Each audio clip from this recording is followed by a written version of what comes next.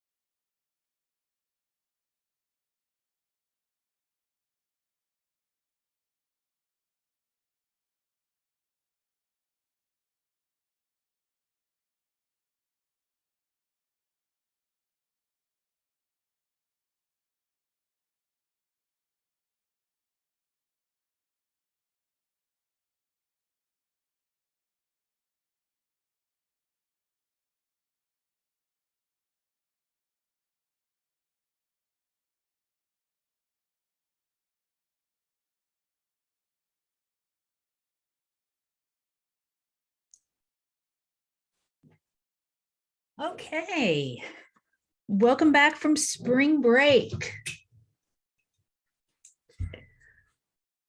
It looks like a lot of you were able to find this bird. I must have gotten you an easy one this week. Mary, you got your hand up? Yeah, sorry. Yeah, that's a problem.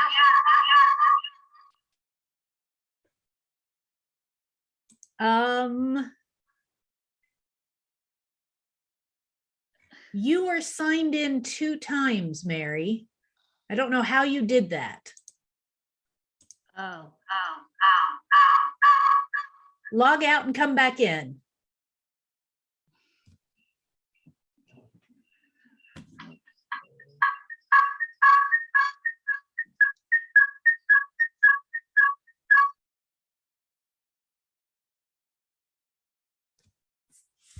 Okay, I think your other account logged out. Try talking again, Mary. Good. Okay, I'm all set now. Sorry about that. That's all right. What's up? Oh, that was the problem. Okay. It's fixed now. Good. I see Danielle found hawk feathers on her hike. Cool, cool. I have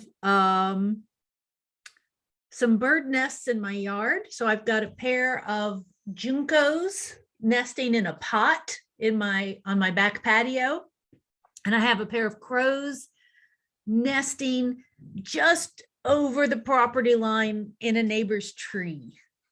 So it's an exciting time. Our bird in the image, if you haven't seen it, there's his tail feathers, there's his eye, there's his beak. His body's hidden by the leaves. Okay.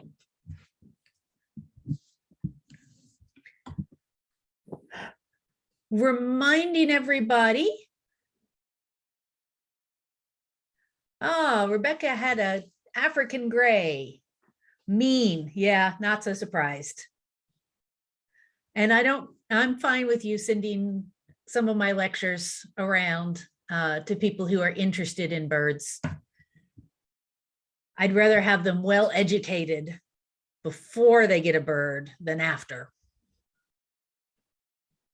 Okay, so for this week, we have a quiz and a short answer questions that are due Sunday. Oh my goodness, lots of people coming in late.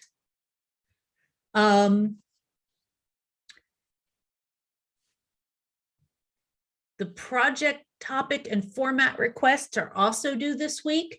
That's very, very important. And then the project itself is going to be due on April 17th. So after the requests finish coming in this week, then we'll schedule any presentations.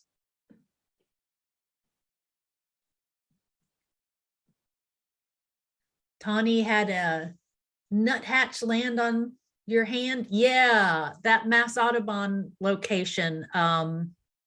It's pretty cool. You can get a lot of the local birds eating out of your hand.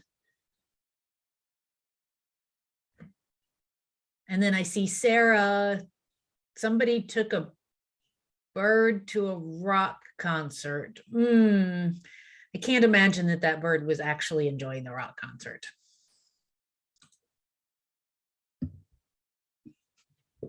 Okay. So our topic probably for both today and Thursday is nutrition. So the first thing I want everyone to know is that the topic of nutrition is very complicated. And we don't have a complete understanding of nutrition in any species, including humans. What we can say is we can develop a general average needs as far as food, types of foods, types of vitamins, but individuals are going to vary.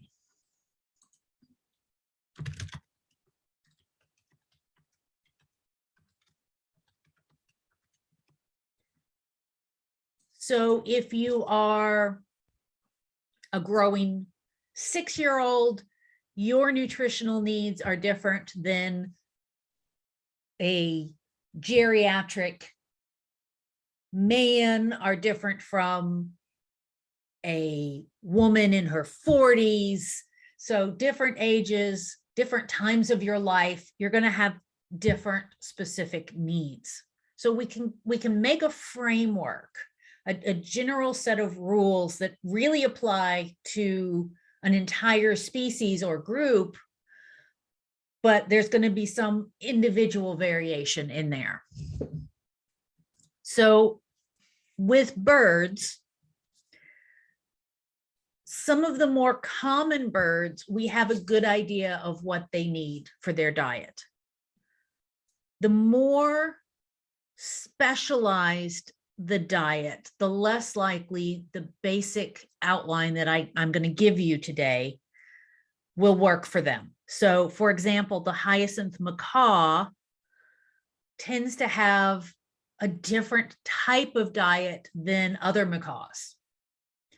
So the diet that you would feed other macaws and other large parrots may not be perfect for the hyacinth macaw. Okay. So that's your basic background that I wanted to talk about before we even started, so you would know that we don't know everything about nutrition, basically. Okay. When we discuss nutrition, we can divide our topics between macronutrients and micronutrients.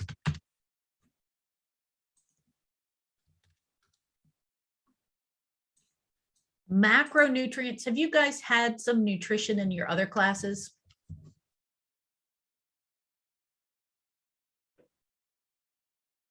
Oh, good, you have. Oh, yep, and Shannon already, oh, a whole class based on nutrition? Awesome. Some of this is going to be a rerun for you guys then.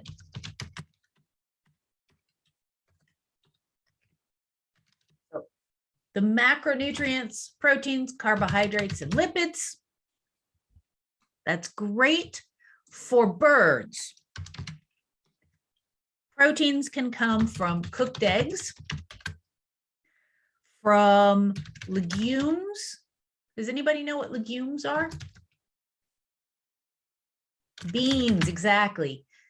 Beans and lentils. Whole grain bread has a relatively high amount of protein. Mealworms or other meat products can also supply protein. For the most part, most plant sources are low in protein. And I don't know if this has been discussed. Many plant proteins are what's called incomplete. So they might be missing some essential amino acids. So proteins are made up of amino acids. Different species can make some of the amino acids that they need, but others they have to get through the diet. And so if you have to get an amino acid through your diet, we call that essential. And not all plant proteins will have all of the amino acids that we might need in our diet. So that can make things tricky, both for birds and for people. Carbohydrates, pretty easy. Those come from plant products, not a problem. Lipids also can come from both animal and plant products.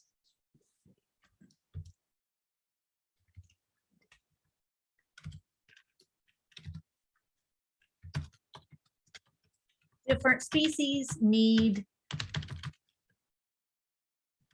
have different requirements for the relative amount of each macronutrient.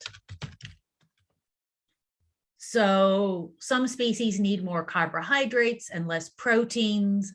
Other species are going to need more proteins, less lipids. And we don't have good research on that for all of the species of birds.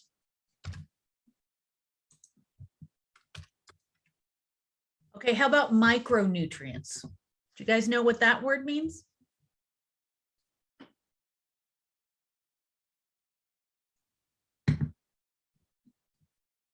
Oh, not as fast with the responses in the chat. Okay.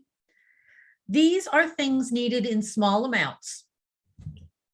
Yep, Shannon, you paid attention in the nutrition class, I can tell.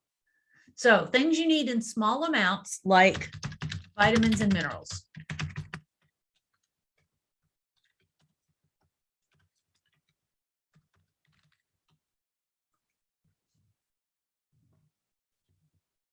All right, so again, there are going to be species differences here. If a bird has low levels of vitamins and minerals, there can be a lot of health problems. In birds, we're talking about things like egg binding. You guys remember we talked about egg binding before the break?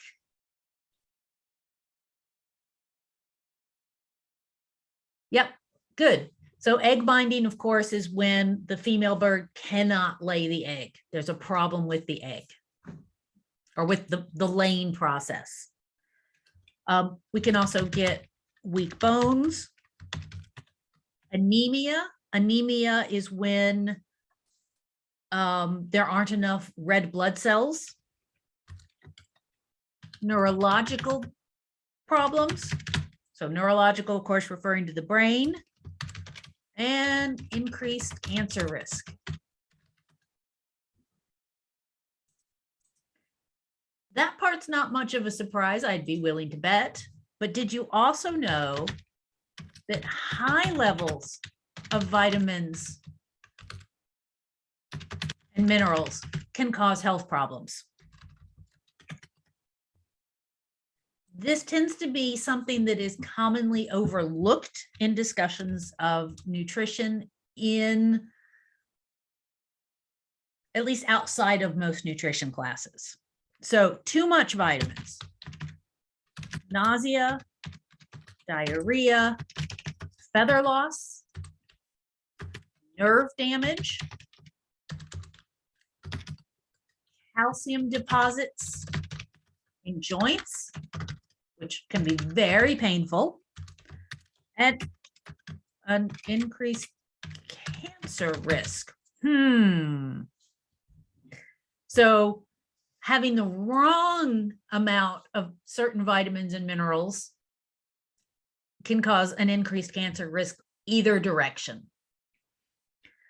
So this is setting you up for me to explain that I'm not big on vitamin and mineral supplements, but we're going to get into more details in that in a second.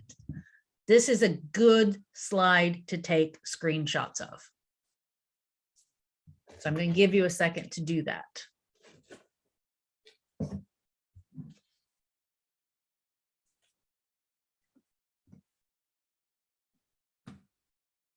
All right, clearing these.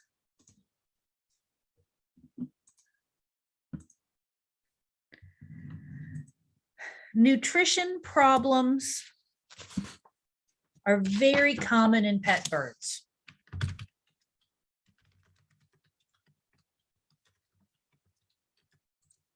One vet's office that's a bird specialist that I was looking at estimated that 80 to 90% of diseases, bird diseases seen by a vet are related to poor nutrition. Some of this is going to be incorrect nutrition. Some of it's going to be low amounts of vitamins, high amounts of vitamins, and some of it's just going to be plain obesity. So bad diet as well as too much food.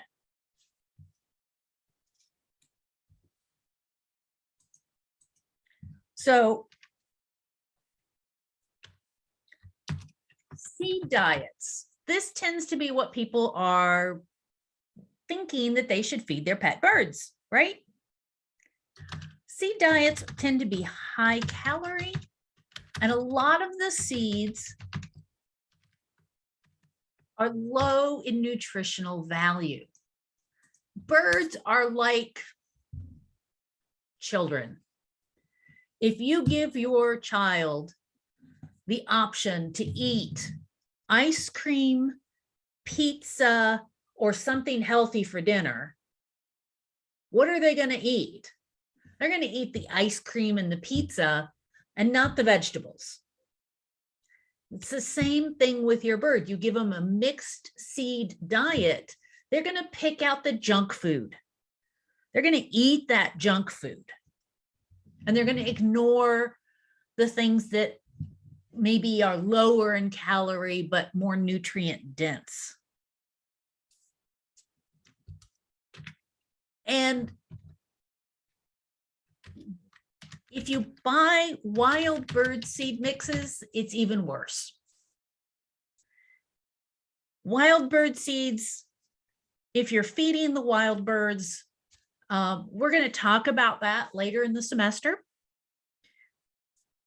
They're a very bad choice for pet birds.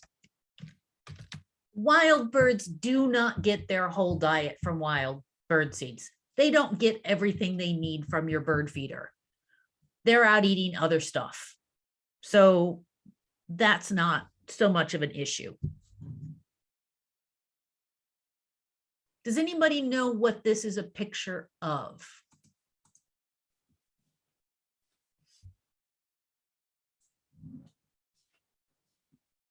Seed shells. Yes. Thank you. Oh my goodness. Yes, these are seed hulls or shells or casings. There's nothing edible here. This is the wrapper on the seed. These have been hollowed out and eaten by the birds. This is something that a lot of people do not know off from the beginning. They don't understand that their pet bird's bowl can be full of these sorts of things, but there's nothing in there for the bird to eat. It's kind of like, no, Shannon, this is not what they process bird seed out of. This is part of the bird seed. It's the inedible part. Think bananas. Do you eat banana skins? I don't. This is like a bowl of banana skins. Somebody's already eaten the bananas. The bird has eaten all of the good stuff out.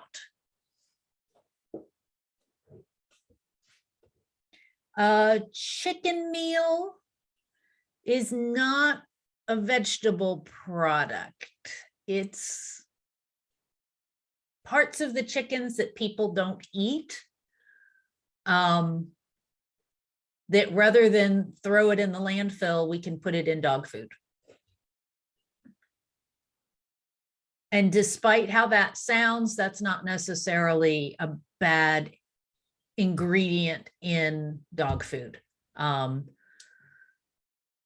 This is getting off of my nutrition topic, so I'm not going to go into a lot of detail there, but you don't want chicken meal or chicken byproduct meal as the entire diet, but it's not bad to have things like the liver and the bones and the brains in dog or cat food. There's some really valuable nutrition there.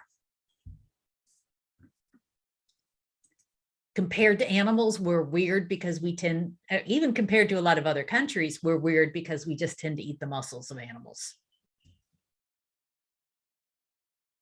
All right. You can also find fortified seeds. Fortified seeds, the term fortified means added vitamins. Okay, that sounds good, right? We're adding vitamins. Yeah, no, because guess what? It's still seed, and you're still gonna get the same problems, birds picking out their favorite seeds and chucking the rest of it. Not to mention, a lot of this fortification is gonna end up on the hulls, the part that's not eaten. It's not like they're injecting nutrients inside of each seed. So all seed diets, even if they're vitamin fortified, are deficient in certain nutrients,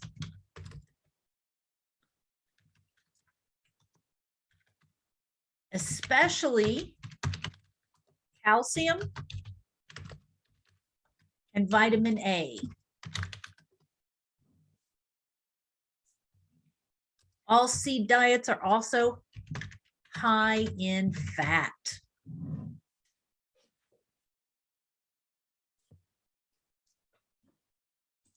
So if you're getting the impression that a seed diet is not the right thing to feed pet birds,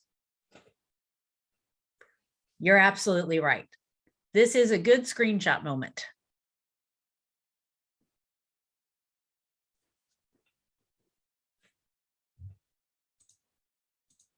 So what is a better alternative? Well, pelleted or formulated diets are better. Now, these pellets, again, they're not necessarily a complete diet by themselves, but they're a better base for the diet. They come in a lot of different shapes and sizes, colors, some have taste additives. Getting a bird to switch from eating seed to pellets is a slow process.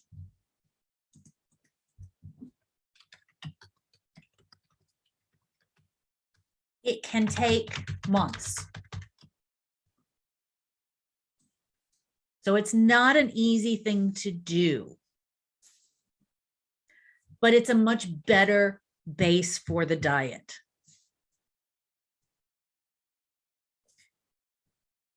Pelleted diets are also more specific.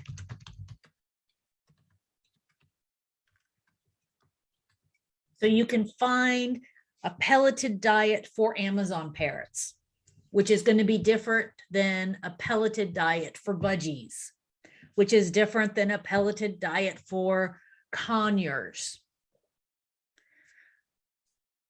But find a good high quality pellet diet, and transitioning the bird will do a huge benefit for their health, for their physical health. There's something made by Lafaber called Nutriberries that has seeds and vitamin mix that's kind of a better than seeds, not as good as pellets, but it can be useful to feed this during the transition. Because the birds are more likely to eat this than they are the pellets. So while it's just adding another step, it can be very helpful. These are also good for treats.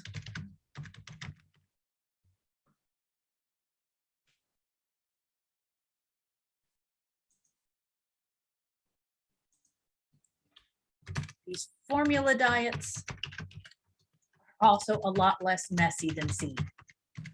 Those seed holes from the previous picture, they're lightweight, they blow around, they get everywhere. So these pelleted diets, much, much easier. Okay, take a quick screenshot. We're going to go on and talk about how to transition your bird to a pelleted diet.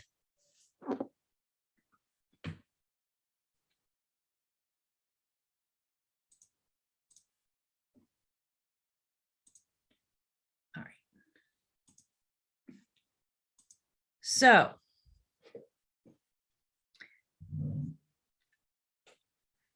pelleted diets don't look like food. They don't look like what the birds are used to eating.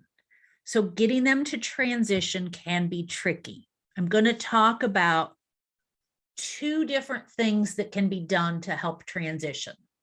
The first one is what is shown in the image. Bird bread. There are recipes for this kind of stuff online, but it's basically seeds bound together with other nutrient-rich materials. So you're making these little, calling them bread is not exactly accurate. You make these little balls of food with lots of seeds in it. So the birds say, okay, I see the seeds, that makes sense. A lot of the rest of this, though, can be made up with ground up pellets. So they're eating the seeds out, but they're also getting some of the pellets from the bread. And then they start going, oh, okay, this bread stuff is pretty good. And so then you can start adding the pellets around where they're eating the bread. Once they've recognized that these pellets are food, then you can discontinue the seeds.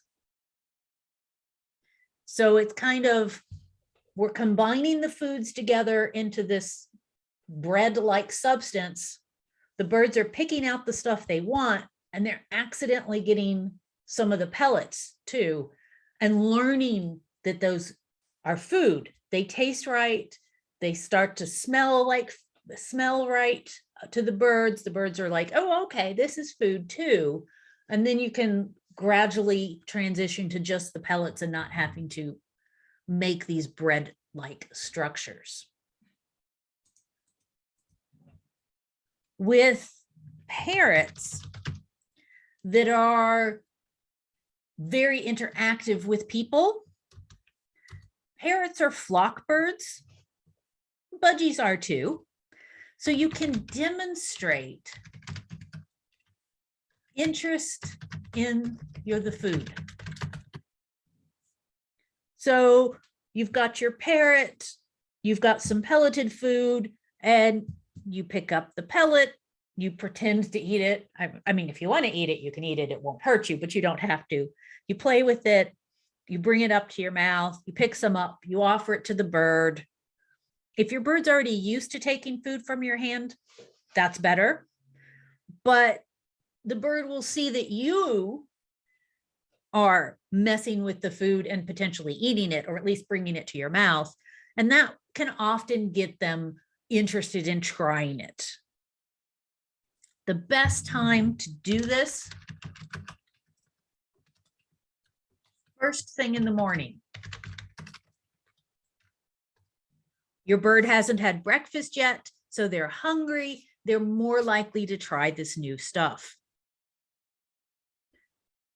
Once the bird starts to eat the pellets, then you can offer the pellets in a separate container from their seed and gradually reduce the amount of seed. But again, this can take months. While this is happening, watch the birds' droppings very, very carefully. Droppings of birds on pellets tend to be larger and paler in color. So you're going to see that transition. But if there are fewer droppings, or they're dark green or black, you need to make sure the bird has access to seed, because those can often be a sign that there's some problems with malnutrition or not getting enough food. And of course, if you're really worried, you can collect droppings for the vet by placing wax paper on the bottom of the cage. The droppings will stay on the wax paper, and then you can just kind of take that to the vet.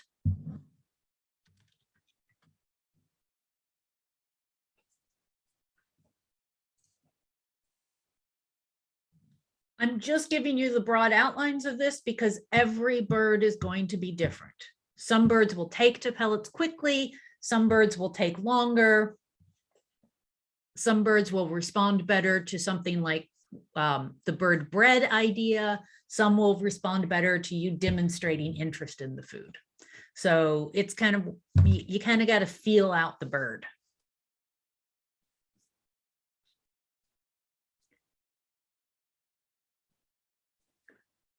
Okay, if you haven't taken one yet, time to take a screenshot. Any questions on this process?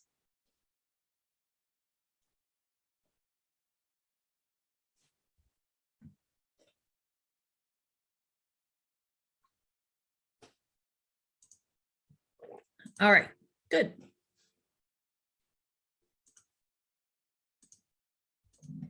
So pellets should be 60 to 80% of the diet.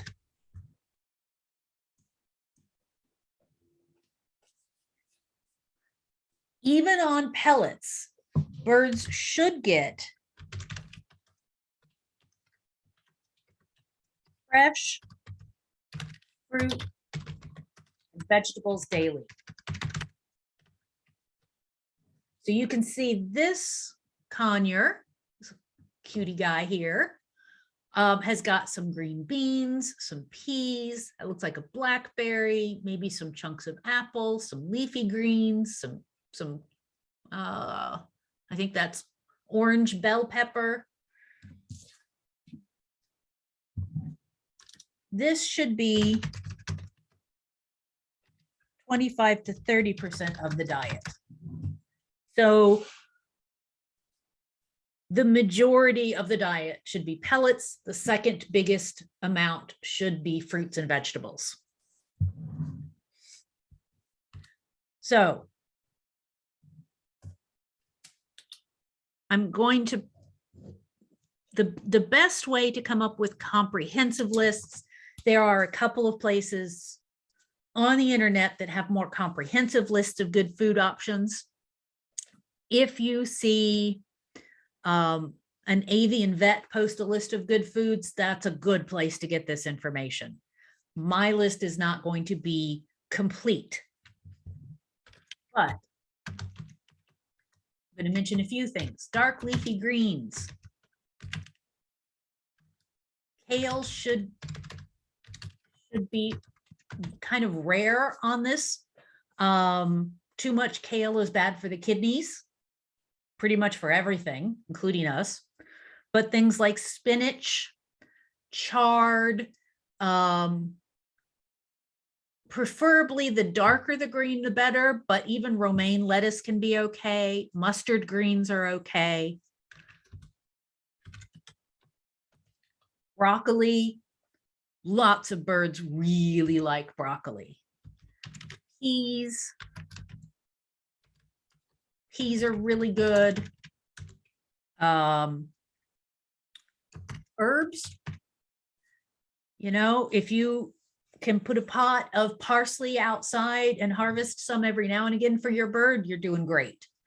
Parsley is very easy to grow, so it's easy to feed your bird that kind of stuff. But also red and yellow fruits and vegetables, carrots, bell peppers, strawberries, all of the berries are good.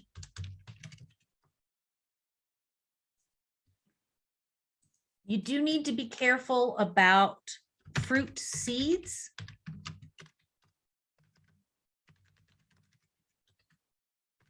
Now, I know berries have seeds. You can't really get the seeds out of a berry. They're safe, but apple seeds are dangerous.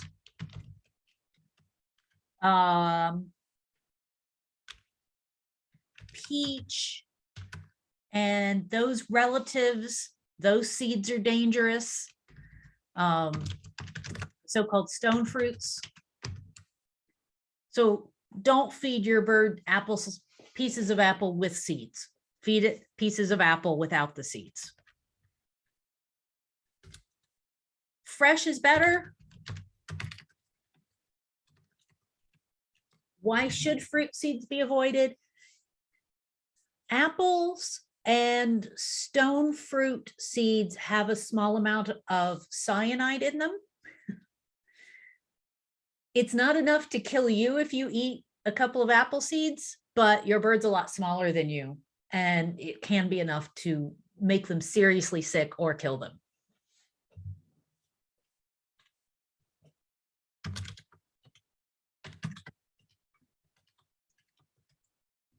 Frozen fruit is okay. So you can buy bags of mixed berries in the freezer section, thaw them out, those will work.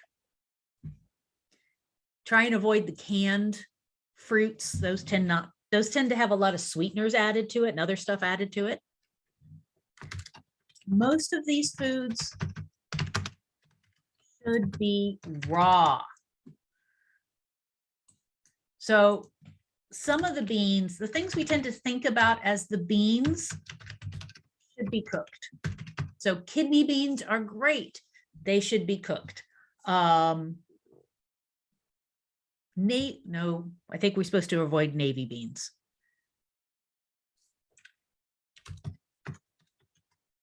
Check on specific beans.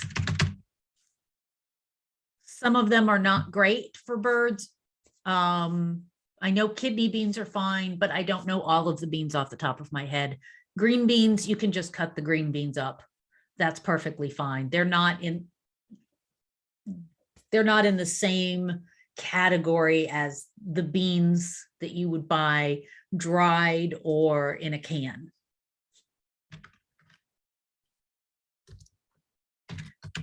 Always wash food before feeding the bird.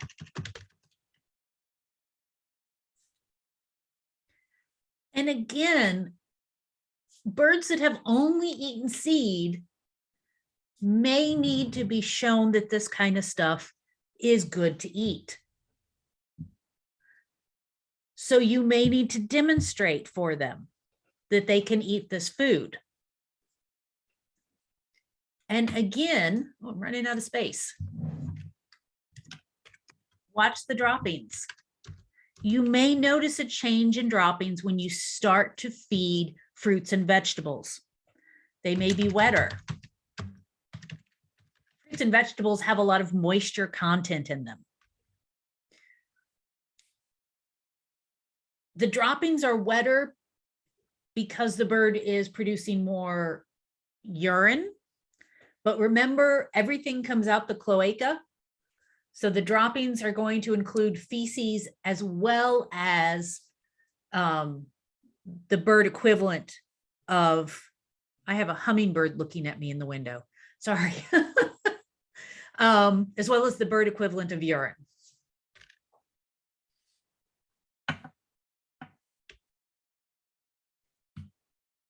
And variety is important. Having a lot of different food options means you're not likely to overdose in certain vitamins or not provide enough of a certain vitamin. You eat lots of different things, you get vitamins, different kinds of vitamins from all of them. Plus, eating the same thing every day is boring. Just like with switching to the pelleted diet, you don't want to overdo it. You don't want to provide a bird that has never eaten fruits and vegetables a plate like this on day one. You want to begin with small amounts. Too big of a change in the diet can cause diarrhea or constipation.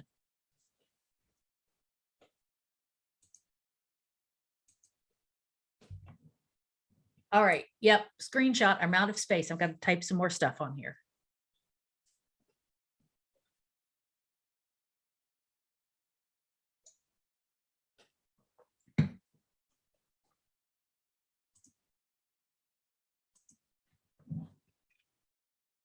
All right, very importantly, do not try to starve your bird into eating new foods. Birds can starve to death in 48 hours.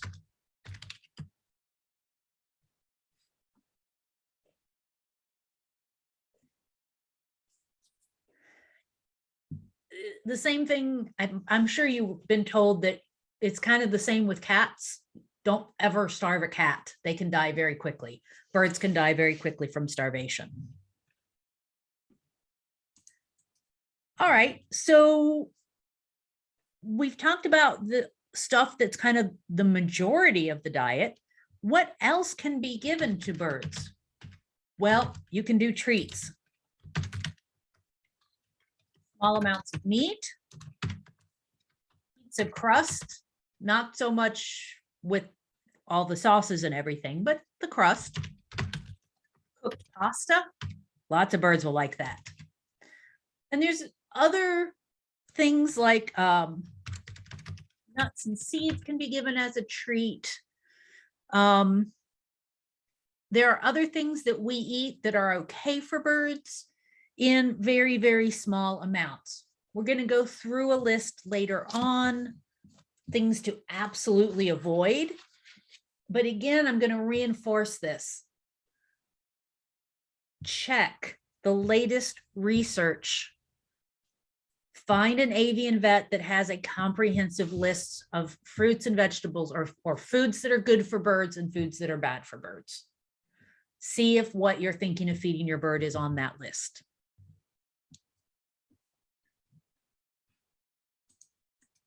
Okay, so now we've kind of got an idea of what to feed our bird. Where to feed your bird. That sounds kind of weird, right? Well, it turns out that parrots like to eat with their flock mates. Who are their flock mates in captivity? That would be you guys. That would be their people. So you can see this guy, it looks like he's eating on the kitchen counter. Budgies are ground feeders. So we saw that picture in a previous slide, the budgies eating on the ground. So their bowls should be placed low and down. Lovebirds and conures feed high in the trees. So their food bowls should be placed higher up. Experiment with your bird, see what they actually prefer. They may want to eat with you. They may want to avoid being around you when they eat. They may like to eat low down or high up in their cage. Figure that out.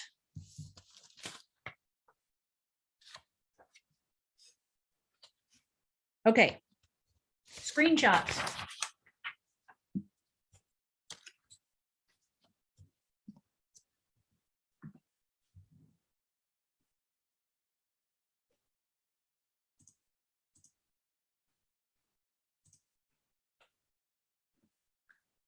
Let's see, was I supposed to go to that one?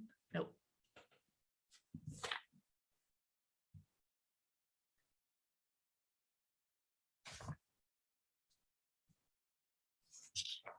Yes, sorry. I got a slide behind. That's okay. The slides are just there for you to have something interesting to look at while I'm running my mouth. Okay. If you are feeding a seed diet, either because you can't seem to get your bird to transition or you're planning to transition the bird, the seed diet is short on some vitamins. Ideally, you'll add those vitamins in by feeding vegetables and fruit in the diet. A lot of vitamins break down over time. Vitamin A is the one that tends to decay fastest. So vitamin A tends to be in orange and red fruits and vegetables. So that's where those foods are useful for the birds. Seed can also be too old.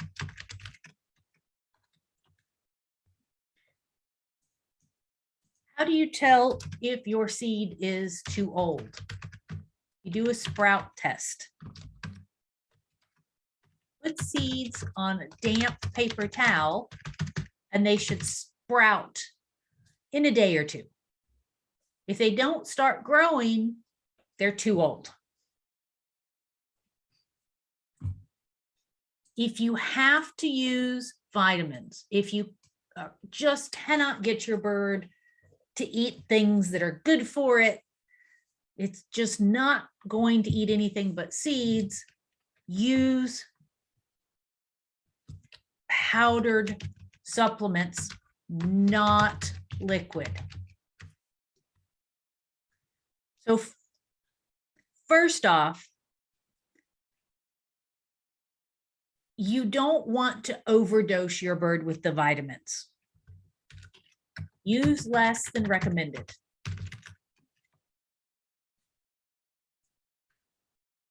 And never put powdered vitamin supplements in water. If your bird will eat fruits and vegetables, you can put it on fruits and vegetables. That's fine. It's easier to get it in the bird that way. vitamins in water or liquid vitamins grow bacteria. So things can start growing in that vitamin enriched liquid, which of course is going to make your bird sick. So you definitely don't want to do that. These supplements, you're not going to find species specific instructions for these guys. So it's very tricky to figure out the right amounts. What we do know, a lot of birds have diets low in calcium and minerals. So as a rule, even if your bird is on a pelleted diet with fruits and vegetables, they should have some source of calcium. This is a cuttle bone. This is an excellent source of minerals for birds. Easy to find. Every pet store has them. There are two sides to a cuttle bone. One is kind of hard and the other one's a little softer. If you try and scrape it with your fingernail, if you don't get any of the cuttle bone under your fingernail, try the other side. You should be able to get some cuttle bone off the cuttle bone just with your nail. That's the side that should face your bird. You want that soft side facing the bird. You can also use things like oyster shell. There are mineral blocks. And you can use eggshells. You don't want to use eggshells from, say, you cracked a raw egg. You're going to want to microwave those eggshells before you give them to the bird, because you don't want the bird to get salmonella, which is a risk with eggshells, with raw eggshells. The cuttle bone is actually from the cuttlefish, which is a relative of the squid. So it is a type of bone, but it's just a very soft bone. Is it a bone? No, it's a shell.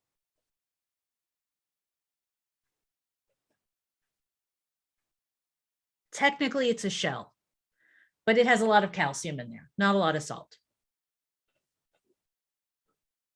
You want to make sure that your birds don't get too much salt. Budgies also need a source of iodine. A lot of the mineral blocks, you can buy those with iodine in them.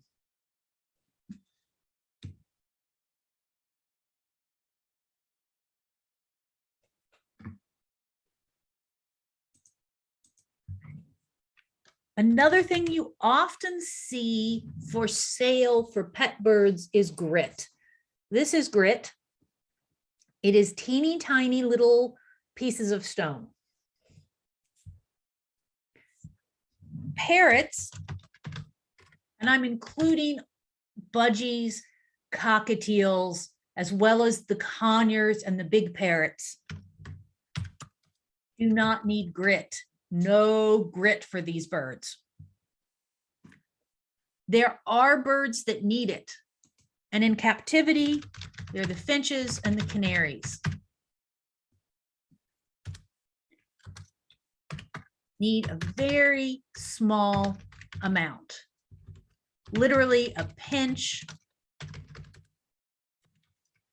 every month or two.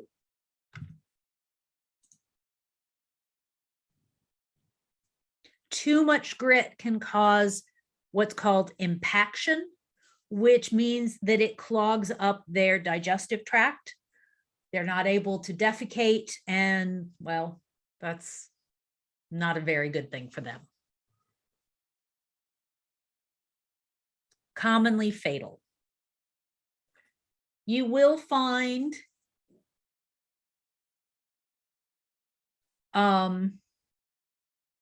older sources of information that talk about giving grit to all kinds of different birds. The modern research says not so much. Danielle, did you try and send a screenshot to everybody in the chat, or was that an accident?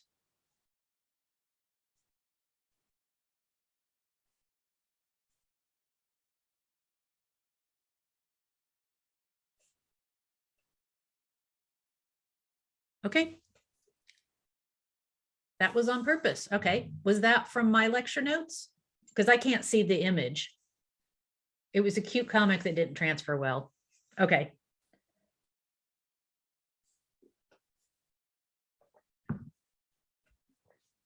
All right. So screenshot here.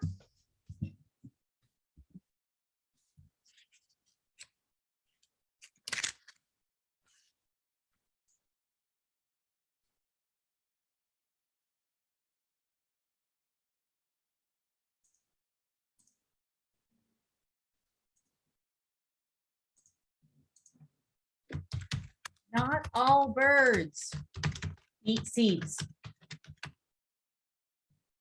And I'm not talking about hawks. Grit is not good for parrots. Absolutely, Abigail. Grit is not good for parrots.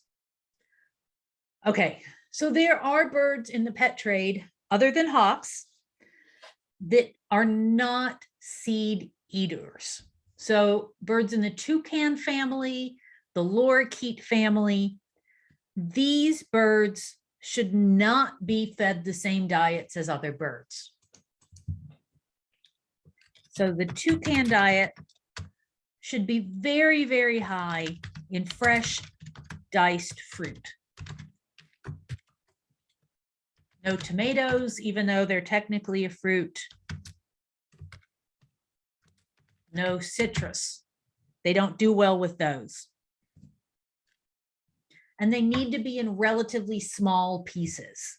So you can give a budgie a slice of apple that's, you know, like a quarter of the apple, and they can eat that. Not so much with these guys. They swallow these pieces of food whole. They have no way of breaking off part of it. So those pieces of food need to be small enough for them to swallow.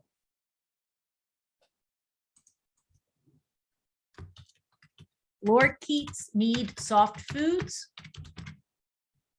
Their diet is going to be liquid based. Both of these types of birds are going to be very messy. So they're going to toss pieces of their diet around, and it's pieces of fruit and liquid diet. And it's just all birds fling food around when they're eating, but this is wet food. So very, very nasty.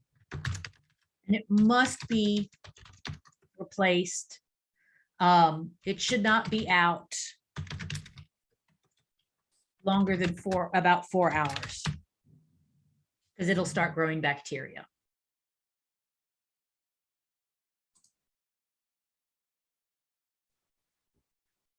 Ideally, if we're talking about one of these types of birds, the lorikeets, the toucans, talk to if you have questions about their diet, talk to somebody who has successfully kept them, who has a lot of experience with them, because they are very, very different than the other birds that we've been talking about, at least in terms of diet. All right, screenshot. Ooh, we are flying through this.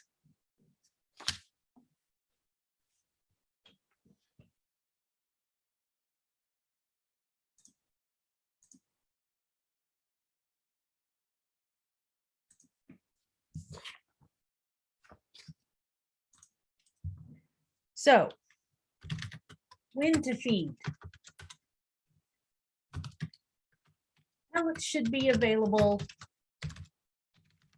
most of the day, or seeds if you're still on a seed diet. But some birds have a tendency to get fat, especially like the Amazon parrots. So if they're overweight or have a tendency towards that, eat several smaller meals a day. How frequently is going to depend on the bird. An Amazon parrot, you can probably get away with feeding them every few hours. Something like a finch might have to be given a little bit of food every hour.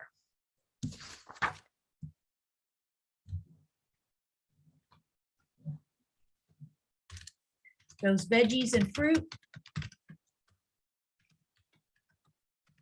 twice a day. Morning, first thing in the morning, last thing at night. So you can use the fruits and veggies at night to tempt the bird back into his cage in the evening. So you feed him.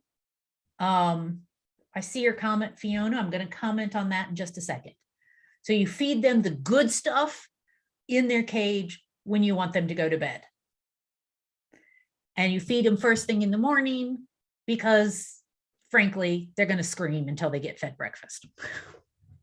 And unlike cats, which are going to annoy you, these are going to annoy your neighbors and the guys on the next street and the old couple half a mile away.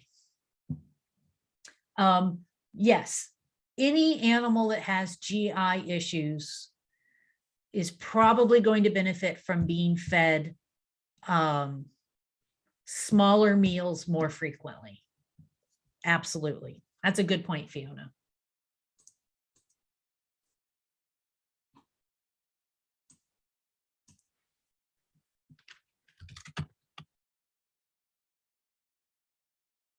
It depends on the size of the bird, absolutely, to know how often they have to be fed. Yeah.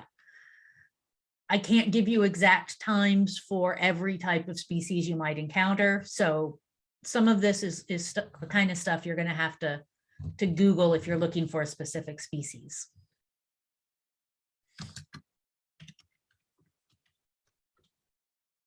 Dishes need to be washed daily. The way I like to do this is have multiple sets and run them through the in the dishwasher. So you can put clean dishes in first thing in the morning, dirty dishes go in the dishwasher. Next time you need to change them out, hopefully you've run the dishwasher and you have a clean set again. Or soap and water. Yeah, the smaller the bird, the more frequent it needs to eat. The larger the bird, the less frequent. Absolutely. And the parrots, birds in the parrot group, which are most of the birds in the pet trade, less frequently than non-parrots. So if we're talking about a budgie versus a canary, even though there's not a huge size difference there, the budgie can go longer between feedings than the canary can. Because of the crop. Canaries don't have a crop and budgies do.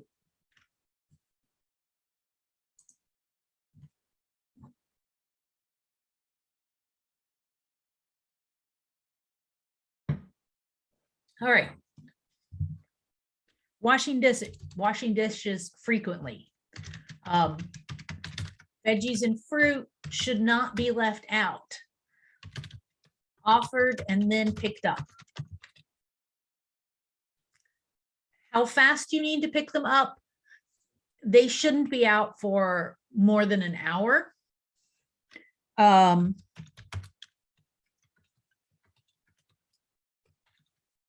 Because they can then start to grow fungus and bacteria, and we do not want that.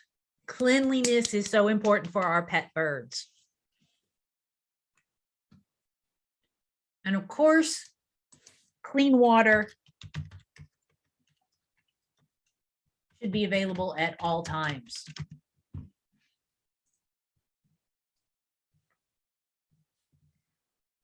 Some birds are very messy about water. they'll put food in the water, they will bathe in their water dish, they will tear up strips of newspaper and dunk those in the water dish. You got to keep an eye on that and clean it more frequently.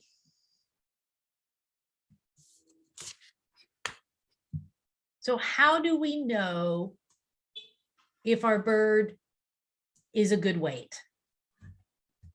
Okay, so take a screenshot of these notes.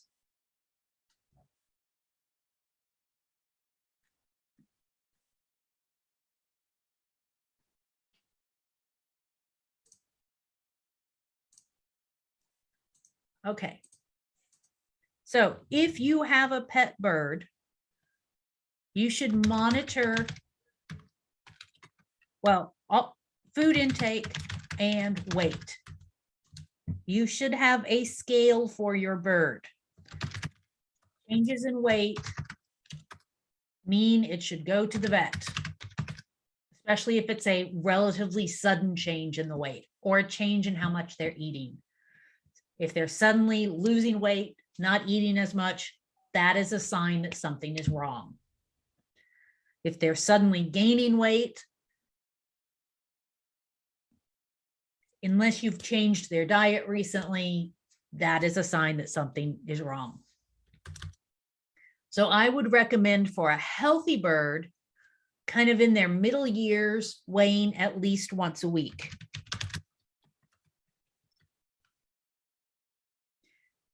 Ideally, this is the kind of setup that you would get. So you can buy these small scales. You can find them on Amazon. They're often used for cooking. So kitchen scales. Those are good for the smaller birds. You might need something bigger for the Amazons or the macaws. And you set a perch on top of it. So this is this little triangle perch here. It's just sitting on top of the scale.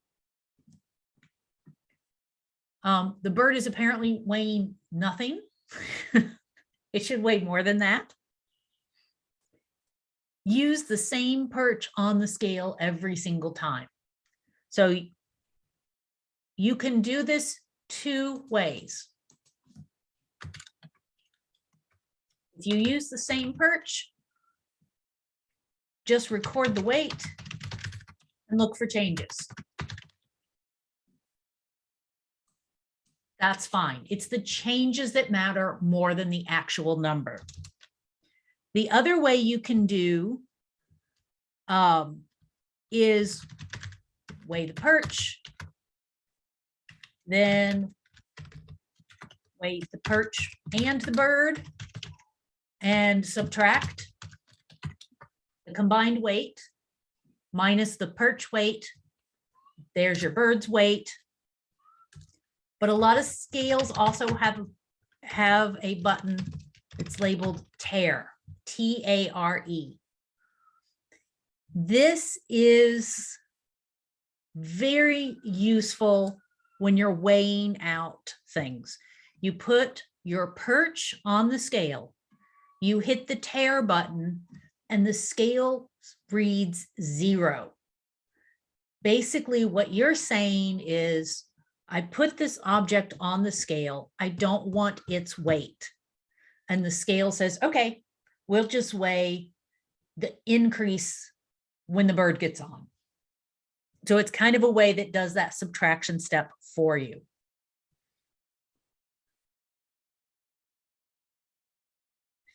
For the really large birds, you may need a baby scale. Buying something for the kitchen is going to be cheaper than buying something designed for pets. All right. If you get a new bird or an unfamiliar bird, and you're trying to figure out if they are overweight or too skinny, there is a rough measure. This is not a long-term solution, but it is a quick way to gauge on unfamiliar birds. Remember how birds have that T-shaped breastbone? That T-shaped breastbone, the muscles are going to attach. If your bird is a healthy weight, there's going to be a nice curve around their breastbone. If they are too, the keel, yes. If they are too skinny, you're going to be able to feel that keel, and it's going to be a relatively sharp angle sticking forward. If your bird is too fat, there's going to be bulges on either side of that keel bone. So this bulging shape with an indent in the middle, the bird is overweight. Again, this is a rough estimate.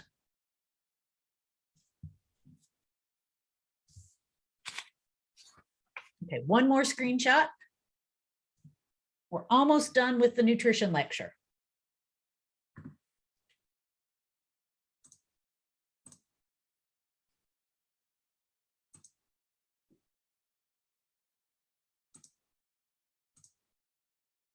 These are the nevers.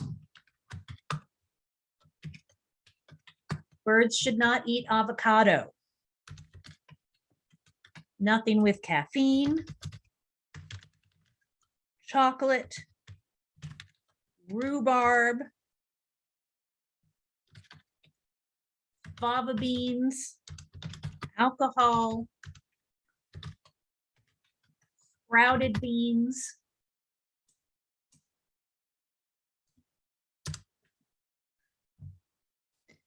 dried beans,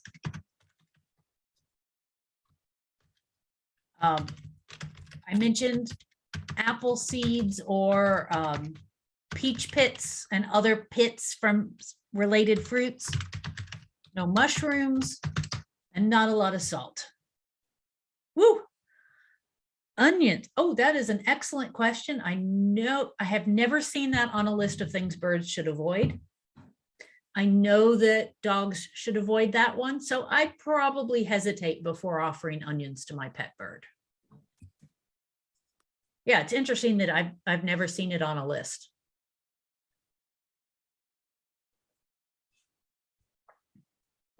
Rebecca, go ahead. So we have a bird that boards with us, Lara, the blue macaw, and I know that they used to feed her Chinese food because they are an Asian family, and we were like, you can't do that. And then one time they brought in an onion, and I'm pretty sure that one of the doctors said that you shouldn't feed them onions either. So okay, so probably not onions.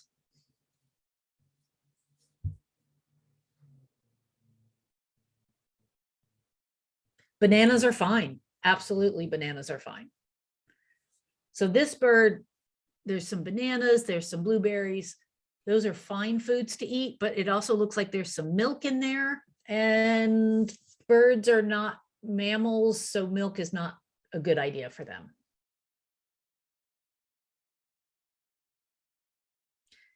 All right.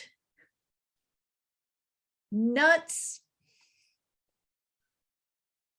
The occasional nut is good for bigger birds, the Amazon parrots, the macaws, the cockatoos. But if we're talking the smaller things like the budgies, not so much with the nuts. And unsalted, unroasted, just plain old raw. And ideally, let them pull it out of the shell themselves. Yep. Anything else?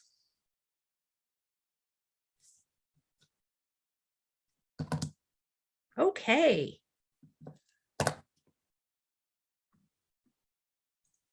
All right, if that's it, I'm going to close this screen and see everybody on Thursday.